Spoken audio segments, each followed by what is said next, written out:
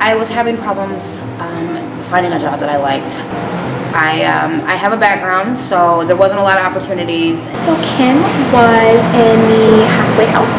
She had gotten into some trouble. So she was like, I don't know what to do. I don't know where to go. Do you guys have anything for me? And she interviewed well. And I was like, yes, yes. She was able to land me a job based on my experience, based on what I was looking for.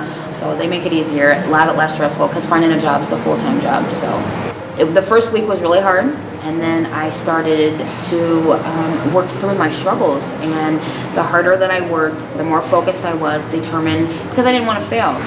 She's an awesome lady. She went from working on the floor to driving a fork truck, and now we're training her to be in the shipping department. You know, it doesn't matter what it is, she's willing to try it, and she actually gets it done.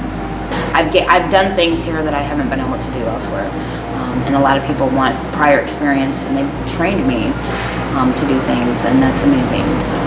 A lot of people feel like they can't get anywhere in life because of what they did. Well, now she's out of the Work Release Center. She has her own place. She has a car.